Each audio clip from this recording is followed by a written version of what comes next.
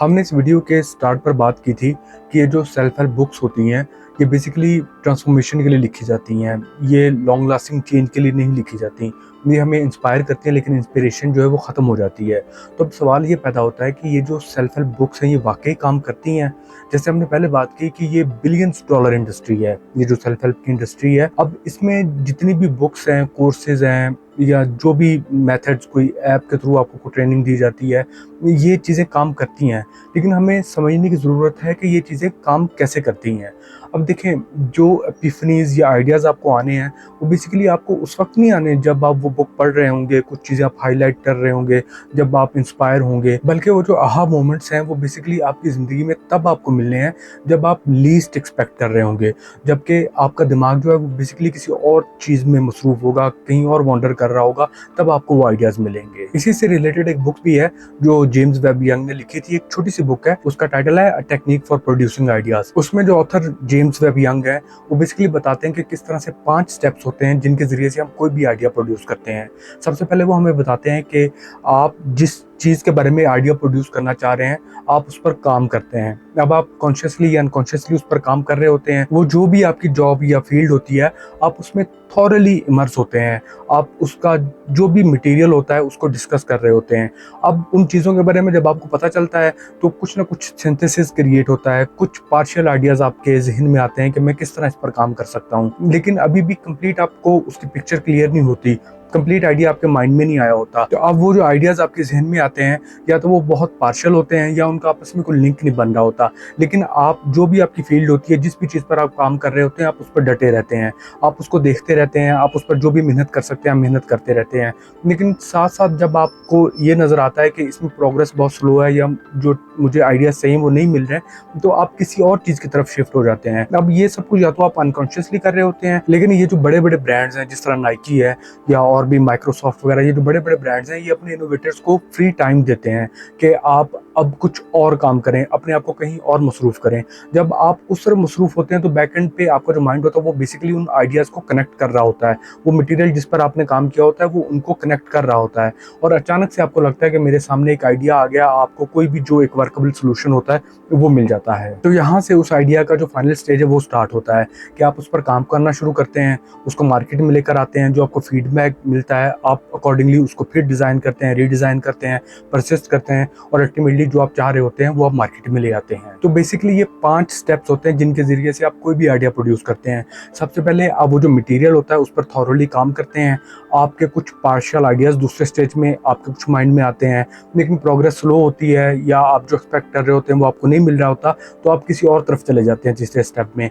फिर चौथे स्टेज में वो आइडिया जो है वो आपके सामने आता है। आपको लगता है कि अचानक मुझे ये आइडिया मिल गया है, लेकिन आपका माइंड जो है वो बैकएंड पर काम कर रहा होता है। आपने मटेरियल उसको ऑलरेडी प्रोवाइड किया होता है और फिर जो फिफ्थ स्टेप होता है उसमें आकर आप उस पर काम करते हैं। जो आइडिया आपको मिलता है मार्केट में लेके आते हैं। जो भी आपके मार्केट का या आपके कस्टमर्स का आपको जो फीडबैक मिलता है आप अकॉर्डिंगली उस प्रोडक्ट को रीडिज़ाइन करते रहते हैं जहाँ तक कि लोगों को पसंद आना शुरू हो जाता है और आप अपनी फील्ड में कामयाब हो जाते हैं। अब बेसिकली ये प्रोसेस होता है जिस पर आपको टाइम लग सकता है, बल्कि आपको टाइम लगता है। अब इसमें कुछ साल भी लग सकते हैं। फिर एक जब आप अपना कोई गोल अचीव कर लेते हैं फिर आप नेक्स्ट पे मूव कर जाते हैं। तो सिर्फ ये सोच लेना कि मैं एक बुक पढ़ूंगा और मुझे कामयाबी दे देगी, मैं फुली ट्रांसफॉर्म हो जाऊंगा, ये पॉसिबल नहीं होता।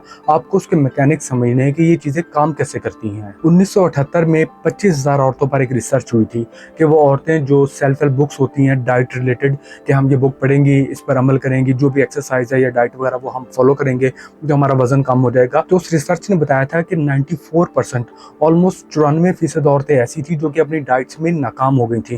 वो अपनी डाइट्स को फॉलो नहीं कर पाई क्योंकि सिर्फ बुक को पढ़ लेना और जो उसमें बताया गया उसको अपना लेना वो सफिशिएंट नहीं है। जब तक कि आपको पता ना हो कि ये चीज़ें काम कैसे करती हैं, फिर आपने अपना एनवायरनमेंट इस तरह डिज़ाइन नहीं किया हुआ कि आप अपनी उन हैबिट्स को सस्टेन कर सकें, तब तक आपके लिए वो ट्रांसफॉर्मेशन पॉसिबल नहीं है। इसी तरह 1981 में एक और रिसर्च हुई थी कि एक डॉक्टर ने जो उसके माइग्रेन के पेशेंट्स थे जो सर दर्द के पेशेंट्स थे उनको कुछ सेल्फ हेल्प बुक्स थी कि ये डिफरेंट टेक्निक्स हैं, अगर आप इन पर अमल करेंगे तो आपका सर दर्द जो है वो कम हो जाएगा।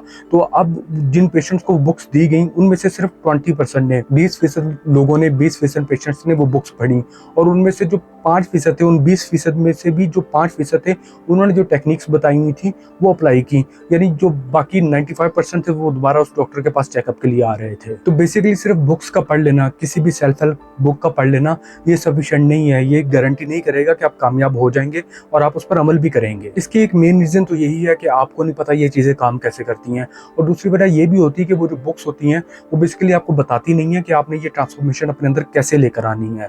अब 2008 में एक और स्टडी हुई थी, उस स्टडी में रिसर्चर्स ने एंग्जाइटी, डिप्रेशन और जो डिफरेंट ट्रॉमास होते हैं उनसे रिलेटेड 50 टॉप बुक्स चूज की, जो एंग्जाइटी, डिप्रेशन या ट्रॉमास पर जो उस टाइम पर 50 टॉप बुक्स थी उनका इंतखाब किया गया। अब रिसर्चर्स ने जो प्रैक्टिसिंग क्लिनिकल साइकोलॉजिस्ट थे उनके थ्रू इन बुक्स को एवेलुएट किया। अब ये जो बुक्स थी ये एंग्जाइटी, ट्रॉमा या डिप्रेशन रिलेटेड जो फील्ड्स हैं उनमें टॉप कंसिडर की जाती थी। अब अगर आपने एक टॉप बुक को लेना है या एक टॉप बुक अगर डिटरमिन करनी है तो ये इतना आसान काम नहीं है। मिसाल के तौर पर अगर आप न्यूयॉर्क बेस्ट टाइम एक सेलर बनना चाह रहे हैं तो उसके लिए आपको ऑलमोस्ट पहले हफ्ते में 15,000 किताबें बेचना पड़ेंगी। अगर आपकी 15,000 कॉपीज जो बुक्स की हैं वो अगर सेल होंगी तो आप न्यूयॉर्क टाइम्स बेस्ट सेलर बनेंगे। इसी तरह से अगर आप अमेज़न बेस्ट सेलर बनना चाह रहे हैं तो आपको ऑलमोस्ट डेली 1,000 अपनी जो बुक है उसकी कॉपीज बेचना पड़ेंगी। अगर आपकी बुक की 1,000 कॉपीज डेली फरोख्त हो रही हैं तो फिर आप अमेज़न जो बेस्ट सेलर जो लिस्ट है उसमें आप आएंगे। अगर हम जनरली बात करें तो जो एक एवरेज किताब होती है उसकी जो पूरी लाइफ टाइम होती है उसमें सिर्फ 3,000 कॉपीज बिकती हैं।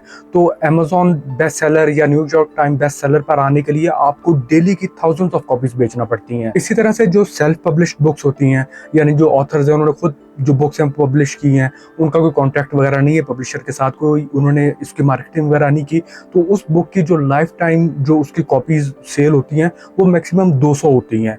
तो बेसिकली अगर हम बात करें जो मिलियंस ऑफ कॉपीज अगर किसी बुक की बिकती हैं तो बेसिकली वो टॉप 1% में आती है। तो अब ये जो टॉप 50 बुक्स इन्होंने सेलेक्ट की थी ये इस 1% में आ रही थी, यानी डिप्रेशन, एंग्जाइटी या डिफरेंट ट्रॉमास उन पर जो बुक्स लिखी गई हैं ये टॉप ऑफ टॉप थी। तो क्लिनिकल साइकोलॉजिस्ट ने जो इनका एनालिसिस किया उसमें पता चला कि इन जो टॉप 50 बुक्स थी उनमें से भी सिर्फ 48% यानी सिर्फ 24 किताबें ऐसी थी जिनमें साइंटिफिक टेक्निक्स बताई गई थी। ये जो डिप्रेशन हैं, ट्रॉमाज हैं, डिफरेंट जो एंग्जाइटी वगैरह है उनके जो साइंटिफिक रीजंस हैं सिर्फ 24 किताबों में बताई गई थी। इसी तरह से सिर्फ 24% यानी सिर्फ 12 किताबें ऐसी थी जिनमें यह बताया गया था कि आपने अपनी जो प्रोग्रेस है उसको कैसे मेजर करना है।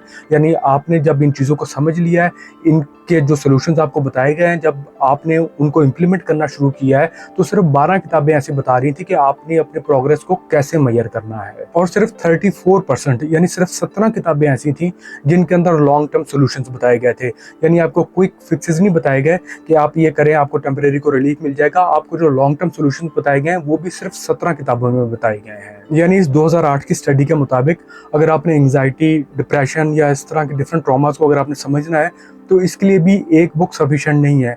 अगर आप टॉप 50 बुक्स इन सब्जेक्ट्स पर लेंगे तो उनमें से सिर्फ 24 किताबें ऐसी होंगी जो सिर्फ आपको साइंटिफिक टेक्निक्स बताएंगी, फिर 12 किताबें ऐसी होंगी जो आपको बताएंगी कि आपने अपनी प्रोग्रेस को कैसे मेजर करना है, और सिर्फ 17 किताबें ऐसी होंगी जो कि आपको लॉन्ग टर्म सोल्यूशन प्रोवाइड करेंगी। अब ये सब कुछ आपको एक बुक में नहीं मिलेगा। अब कौन सी चीज़ किस बुक में अवेलेबल है ये भी आपको आइडिया नहीं। तो वो जो हम पहले बात कर रहे थे कि ये जो सेल्फ हेल्प बुक्स होती हैं ये बेसिकली लास्टिंग चेंज के लिए नहीं लिखी जाती, ये हमें इंस्पायर करती हैं, इंस्पिरेशन के लिए लिखी जाती हैं, लेकिन इंस्पिरेशन जो है वो ख़त्म हो जाती है। तो अब सवाल ये पैदा होता है कि ये किताबें पढ़कर भी आपने कामयाब कैसे होना है। तो वो जो हम पहले बात कर चुके हैं, सबसे पहले आपको अपने पोटेंशियल का, अपने गोल का, अपने वाई का पता होना चाहिए। अदरवाइज आप अगर ये बुक्स पढ़ते भी रहेंगे तो फिर भी आप सिर्फ इंस्पायर होंगे लेकिन चेंज नहीं होंगे। अगर आप अपनी ज़िंदगी में कुछ छोटी सी तब्दीली भी कभी लेकर आए हैं या आपने किसी और को भी तब्दील होते हुए देखा है तो ये जो अभी साइकिल हम डिस्कस करने लगे हैं ये आपको थोड़ा सा फेमिलियर लगेगा। अब होता क्या है, हम सोते हैं, सुबह उठते हैं, शावर लिया, नाश्ता किया, सफ़र किया, काम पर चले गए, काम किया, फिर लंच ब्रेक होगी, लंच की, फिर काम किया, फिर वापस आ गए, फिर हमने को खाना खाया, टीवी वगैरह देखा, बच्चों के साथ खेला, सो गए। हमारी यही रूटीन होती है। हम जितना मर्जी कह लें कि हमने चेंज होना है, हम चेंज नहीं हो पाते। Monday, Tuesday, Wednesday, Thursday, Friday, Saturday, Sunday, जो भी हमारी फिक्स रूटीन्स होती हैं हम उनको लेकर चल रहे होते हैं।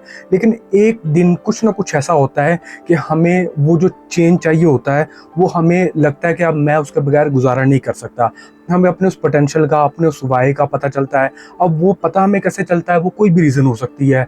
कोई डायग्नोसिस हो सकता है, कोई बीमारी हो गई, कोई दर्द हमें शुरू हो गया, कोई किसी किस्म का कोई भी आपने प्लान बनाया था, आप उसमें नाकाम हो गए, आपको सफ़र करना चाहते थे, आपकी कोई फ्लाइट वगैरह मिस हो गई है, या आपने किसी दूसरी की ज़िंदगी में देखा वो चेंजेस हैं जो कि आप चेंज अपने अंदर लाना चाह रहे हैं, या आपने किसी की वो कार देखी, वो घर देखा जो कि कभी आप चाहते थे कि आपके हों, तो तब आपको पता चलता है कि नहीं, अब मैंने चेंज होना है। तो बेसिकली जब आपको अपने उस वाई का पता चला, तो तब ये जो ट्रांसफॉर्मेशन की जितनी भी टेक्निक्स थी, ये ट्रांसफॉर्मेशन या उस इंस्पिरेशन से निकलकर आपकी ज़िंदगी का एक हिस्सा बन जाएंगी।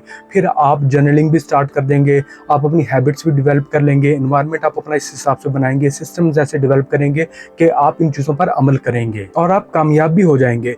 तो अब आपने क्या करना है, आप इन चीज़ों को ज़रूर पढ़ते रहें, वीडियोज़ देखते रहें, बुक्स पढ़ते रहें, सब कुछ करते रहें। लेकिन जब आपको अपना वो वाई, अपना वो पोटेंशियल या अपनी वो जो भी मायूसी की एक हालत है, जब भी आपको वो फेस करना पड़ती है, तो आपने उस मौके को जाने नहीं देना। जैसे ही आपको अपने उस वाई का पता चलता है, आप अपने आप को बार बार वो रिमाइंड करवाते रहें, माइंडफुल रहें। हम वैसे भी तो अपने जहन में कोई नेगेटिव जो भी सिचुएशंस होती हैं उनको रिपीट करते रहते हैं, तो हम इस चीज़ को भी लेकर चल सकते हैं। बस हमें माइंडफुल होने की ज़रूरत है। हमें ये पता होना चाहिए कि अब इसके बगैर मैं कामयाब नहीं हो सकता। हमें ये पता होना चाहिए कि सिर्फ कोई एक बुक, कोई एक मोटिवेशनल वीडियो, कोई एक कोच अचानक से आपको चेंज नहीं कर देगा। वो आपको सारे जो तरीकाकार होंगे, जो भी स्ट्रेटजीज होंगी, वो ज़रूर बता देगा। लेकिन जब तक आप अपना वाई नहीं लेके आएंगे, जब तक आपको अपने पोटेंशियल का पता नहीं होगा, जब तक आप अपने गोल के बारे में क्लियर नहीं होंगे, तब तक आप चेंज नहीं हो पाएंगे।